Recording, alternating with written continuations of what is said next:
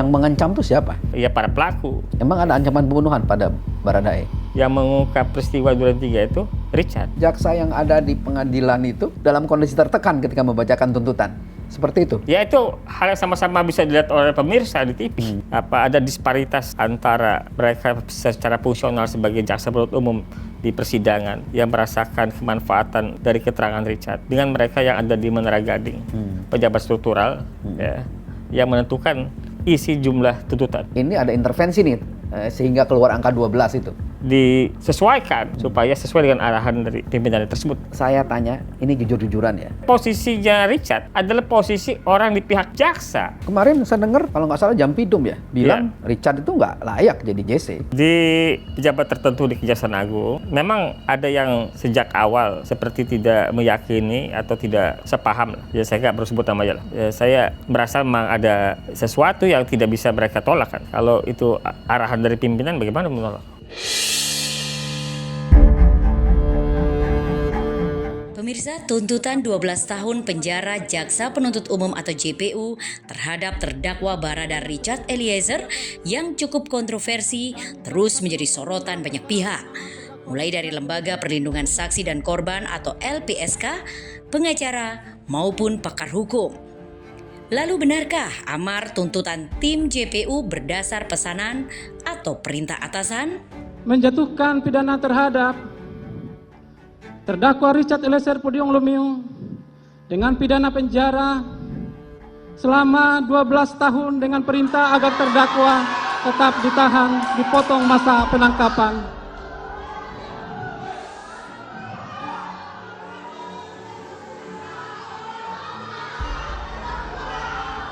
Mohon kepada para pengunjung untuk tetap tenang. Mohon kepada pengunjung untuk tetap tenang. Tolong hargai persidangan ini. Kepada para pengunjung, mohon untuk tenang.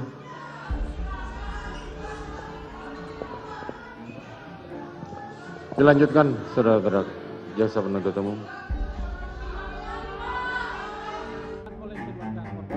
Sebagaimana diketahui saat tim Jaksa Penuntut Umum membacakan amar tuntutannya, tidak terlihat cukup kuat mengucap kalimat tuntutan. Jaksa Paris Manalu sempat terdiam mengatur nafas sebelum mengungkap kalimat tuntutan. Hingga akhirnya Jaksa Sugeng Haryadi menguatkannya dengan cara menepuk-nepuk punggungnya. Suasana kebatinan JPU ini dibenarkan oleh Wakil Ketua LPSK Edwin Partogi dalam sebuah podcast Kang Dede. Situasi di mana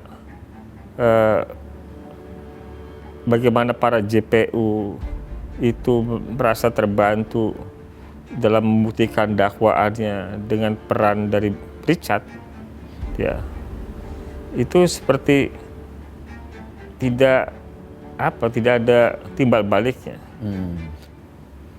Pembacaan tuntutan yang disampaikan, ya. Itu juga yang membuat kita mungkin melihat bagaimana berat hatinya jaksa ya ketika membacakan itu. Sekalipun netizen bilang ada yang bilang drama. Ya. Tapi kami yang berinteraksi juga dengan JPU di persidangan, ya kami tahu suasana batin mereka. Ya, kami tahu posisi mereka seperti apa selama proses itu. Gitu loh. Jaksa yang ada di pengadilan itu dalam kondisi tertekan ketika membacakan tuntutan. Seperti itu? Ya itu hal yang sama-sama bisa dilihat oleh pemirsa di TV. Tapi tadi Bung Edwin mengatakan mereka seperti berat, seperti itu. Ya memang kan bisa kita lihat. Kalau Kang Dede lihat lagi, perhatikan di bagian akhir ketika mau mencapai pada soal tuntutan itu kan memang berat mereka membacakan itu. Sampai temannya itu yang sampingnya juga mencoba menguatkan dengan memegang bahunya. Gitu. Ya. Nah, karena itu yang ada disparitas ya antara mereka secara fungsional sebagai jaksa penuntut umum di persidangan yang merasakan kemanfaatan tadi dari keterangan Richard dengan mereka yang ada di Menara Gading, pejabat struktural, ya, yang menentukan isi jumlah tuntutan. Edwin Partogi juga menyampaikan seharusnya sesuai undang-undang, Richard Eliezer dituntut paling ringan di antara terdakwa. Yang terjadi malah paling berat setelah terdakwa Ferdi Sambo. Senada dengan Edwin Partogi, pengacara keluarga almarhum Yosua, Kamarudin Simanjuntak, menyampaikan hal serupa atas tuntutan JPU terhadap Richard Eliezer. Karena dia tahu betul bahwa jaksa penuntut umum yang ditugaskan cukup cakap dan bagus-bagus. Namun karena sesuatu hal, mereka akhirnya menuruti perintah tuntutan tersebut meskipun tak berkesesuaian dengan hati nurani mereka. Kamarudin juga menyatakan bahwa tuntutan hukuman yang dijatuhkan terhadap Richard Eliezer tidak memenuhi rasa keadilan. Karena Barada Richard Eliezer itu pangkat rendah diperintah oleh pangkat tertinggi di divisi Propam, yakni Kadif Propam. Hendra Kurniawan yang berpangkat Brigjen dan menjabat sebagai Karo Paminal Divisi Propam Polri saja tak kuasa melawan perintah Ferdi Sambo. Faktor lain seperti keluarga Brigadir J juga sudah memaafkan Barada E pasca peristiwa berdarah tersebut dan menyesali bahwa dia melakukan itu di luar kemampuan dia. Harusnya tuntutan Barada E itu di bawah 5 tahun. Pakar hukum pidana Albert Aris yang menjadi saksi meringankan terdakwa Richard Eliezer menilai tuntutan jaksa penuntut umum untuk terdakwa Richard Eliezer seolah menjawab keinginan terdakwa Ferdi Sambo agar tidak bertanggung jawab sendirian. Memang dalam kesaksiannya di persidangan, Ferdi Sambo menyatakan bahwa terdakwa Ricky Rizal, Kuat Ma'ruf dan istrinya Putri Chandrawati agar tidak dilibatkan dalam kasus pembunuhan berencana terhadap Brigadir Yosua dengan alasan karena mereka tidak terlibat. Sambo meminta hanya dia dan Richard Eliezer yang bertanggung jawab.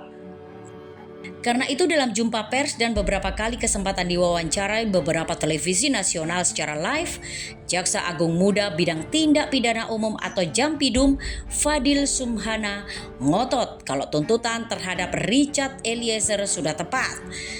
Karena dia eksekutor dan pelaku utama yang seharusnya tidak bisa dijadikan sebagai justice kolaborator. Dalam tuntutan 12 tahun tersebut, menurutnya sudah ada keringanan dibandingkan dengan Ferdi Sambo yang dituntut seumur hidup. Namun LPSK, kata Edwin Partogi, tetap pada pendirian di mana saat penetapan tersangka, Kapolri Jenderal Listio Sigit Prabowo menyatakan bahwa inisiator dan pelaku utama hanyalah Ferdi Sambo. Karena itu LPSK berdasarkan asesmen juga menetapkan Richard Eliezer sebagai justice kolaborator. Ya, di pejabat tertentu di Kejaksaan Agung memang ada yang sejak awal seperti tidak meyakini atau tidak sepaham lah tentang Baradae sebagai justice kolaborator. Dari awal? Iya, dari sejak perkara ini dilimpahkan ke kejaksaan. Siapa itu? Jampidum? Ya saya nggak perlu sebut nama aja lah. Tapi kan yang paling tinggi dalam kasus ini Jampidum kan? Ya, saya nggak perlu sebut nama. Jabat teknisnya kan? Iya, saya nggak perlu sebut. Begitu. Jadi kalau kemudian ada tuntutannya kemarin seperti itu, ya masih ada rangkaiannya. Masih ada rangkaiannya. Sekalipun tadi saya sampaikan, situasi JPU yang di lapangan itu berbeda sekali. Sementara itu, Menko Polhukam Mahfud MD dalam jumpa pers di kantornya mengakui ada gerakan bawah tanah dalam kasus Ferdi Sambo ini. Ada yang menginginkan Sambo dihukum, ada yang meminta dibebaskan. Tapi Mahfud MD menyatakan bisa mengamankan hal itu di kejaksaan. Dia memastikan kalau kejaksaan independen. Komisi Yudisial atau KY melalui juru bicaranya Miko Ginting meyakini informasi yang dilontarkan Menko Polhukam Mahfud MD soal gerakan bawah tanah yang tengah berupaya mengintervensi putusan terhadap Ferdi Sambo dapat dipertanggungjawabkan. Hal itu sejak awal KY sudah mewanti-wanti adanya resiko yang bisa saja terjadi dalam perkara ini. Namun Humas Pengadilan Negeri Jakarta Selatan, Ju Yamto yang juga hakim perkara obstruction of justice terkait kematian Brigadir J menyatakan tidak ada informasi yang masuk ke PN terkait gerakan bawah tanah. Majelis Hakim yang dipimpin Hakim Wahyu Imam Santoso dengan anggota Majelis Morgan Simanjuntak dan Alimin Ribut Sujono hanya fokus pada persidangan dan masih terus berlangsung katanya. Dan memang keputusan yang adil nantinya berpulang kepada Majelis Hakim yang menjadi wakilnya Tuhan di persidangan.